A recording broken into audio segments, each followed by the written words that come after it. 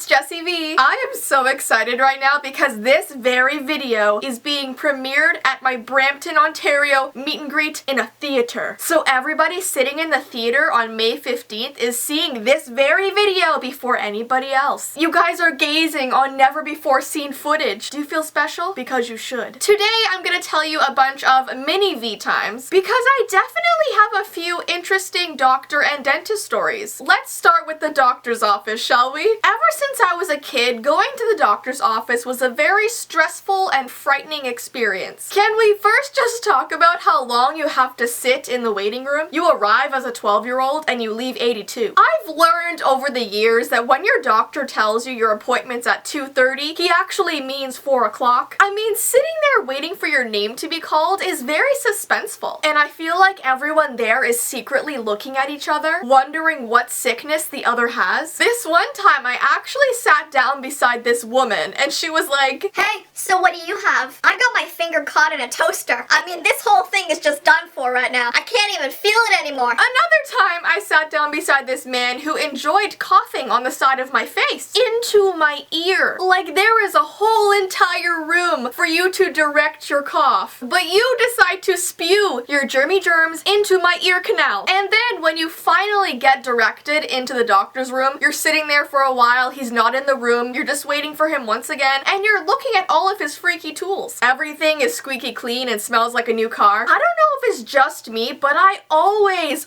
jump whenever the doctor comes through the door. And it could be because he opens it super fast and jolts into the room like Superman. It literally takes me a second to gather myself. And then when he's inspecting you to see what's wrong, like he's looking in your ears, using a popsicle stick to look down your throat, listening to your heartbeat, and there's that awkward moment where you make eye contact and you both realize how silent you are. You don't know if you should make small talk or not, so you end up being like, "So doc, how are my ears looking today? Is my tongue as pink as it should be?" Or what about when you have to give the dreaded urine sample? I hate those things. You're trying to direct your pee into a cup the size of a toenail, and sometimes you don't even have to pee, so you're just in the bathroom like, "Bladder, I know you're empty, but you have to push something out for me, okay? We gotta do this together." And oh my goodness, when you have to get your blood taken, here is a little story for you now. When I was 10, my doctor told me that I needed to have a blood test. And one of my worst fears in the entire world was conveniently blood. I would be a terrible vampire. I know you guys say that I look like a vampire because I have dark hair and pale skin, but oh my goodness, I would be the most disappointing vampire ever. Edward, I'm sorry, but we can't be together. Your bloodlust just freaks me out, okay? So my mom was with me, and I remember begging her all the way to the clinic to not make me go. I was bawling my eyes out, trying to give her my best Puss in Boots face to make her feel bad for me. But my mom knew that I had to get this test done. She was like holding my hand, just pulling me towards the clinic, and I was just screaming. It looked like my mother was kidnapping me. And you know when kids are throwing a tantrum and they just go limp like a sack of potatoes, so their parents have to like drag them across the floor? Yeah, I was definitely a pain in the butt that day. That whole dramatic episode was even worse than the blood test. Someone actually walked up to us and was like, "Is everything okay here? Because your child looks like she's about to be eaten by sharks." Yeah, I was dramatic. But in the end, I got my blood taken and I survived, okay? So anybody here that does not like their blood being taken, you will survive, you will be fine. Have you ever had an experience where your doctor told you up front that he had no idea what was wrong with you? And you're standing there like, "But you're a doctor. You're supposed to know all. You're supposed to know everything. Did your doctor switch turn off or something?" And you're just like, "Okay, I guess I have an unknown disease, okay? I'm gonna die." Or have you ever told your doctor that you knew what was wrong with you because you Googled it, and you think you're like smarter than the doctor in that moment? Educated by Google, and he's staring at you in shock like, "You diagnosed yourself from Google. You diagnosed yourself from the internet. Okay, why are you here then?" I think that's the worst thing a doctor could hear. I Googled it. Oh, here's another story for you. My doctor dropped me at birth. And this is actually not a joke, guys. You know how some people use that as an insult? Like they'll say, "You were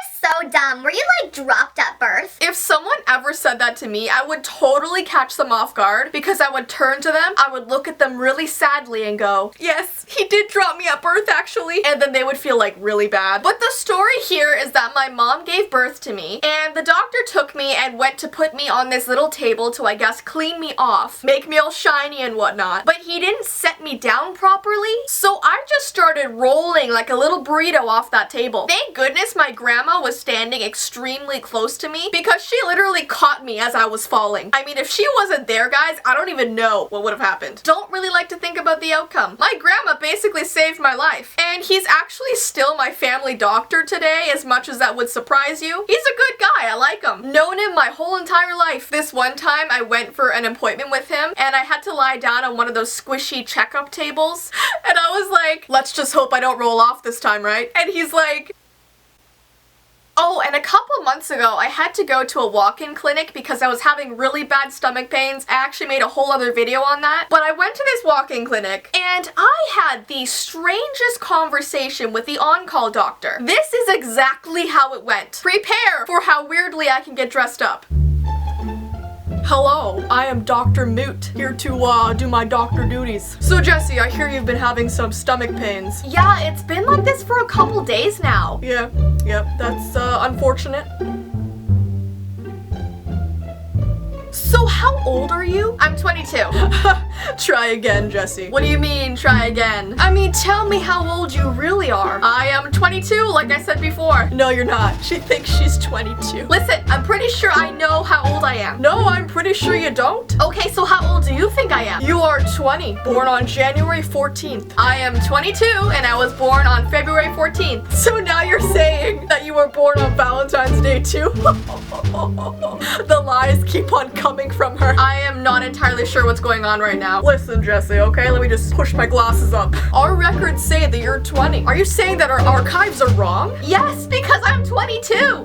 You're 20. 22. 20. 22. 20. 22. 20. Ugh. I mean, guys, it was the weirdest conversation that I've ever had with a doctor. Who knew I would have to actually argue about my age? And to a doctor, no less. In fact, the more we argued, the more I started to believe him. The more I started to think that maybe I was crazy. Maybe I was 20. But after speaking with the ladies at the front desk, they admitted that they made a huge mistake. Somehow they put my birthday in completely wrong. So I know this video so far has seemed a little ranty, and just to make things clear before we move on, I have absolutely nothing against doctors. In fact, I have a lot of respect for them. We all need them, you know what I mean? We can't just Google our way out of things. And you gotta hand it to them. They have a lot of patience with us. Even on those days when we walk into their office like, everything hurts. And they don't even know where to start with us. By the way, I've been saying he when referring to doctors just because I have a male doctor and it's kind of just habit. But obviously, doctors could be male or female. I just wanted to make a disclaimer there because some people get really angry in the comments, so I gotta kind of defend myself first. Let's just now move on to the dentist side of things, shall we? I don't have as much to say on this topic, but I do have some things. Why do I do this with my hands? I look like a praying mantis. So the dentist is not exactly a fun place to go either. All that drilling and scraping on your teeth. The inside of your mouth sounds like a construction site, and the worst is having to open it for so long. Your jaw is getting a pretty intense workout. I mean, I feel like a crocodile just opening my mouth waiting for a bird to fly in or something. And every single time I go for an appointment, I have the suspense of waiting to hear if I have a cavity or not. Sometimes when he pauses on a particular tooth and cleans it longer than the others, I'm like, That's it. He's found it. He's found a cavity. I'm done for. Prepare for the pain, Jess. You had way too much candy this month. Lay off the gummy bears. and no, I don't actually talk to myself. Not all the time, at least. But then he'll just move on to the next tooth and I'll realize how dramatic I'm being. But I mean, come on, it is an intimidating experience. He's standing over your face looking down at you like a bug in a jar. And the best part is when he tries to talk to you while you have tools in your mouth. And whenever you try to respond to him, he tells you not to talk. So Jess, your teeth are really looking amazing. Have you been flossing? Yeah, I've been trying to. Okay, can you not talk? And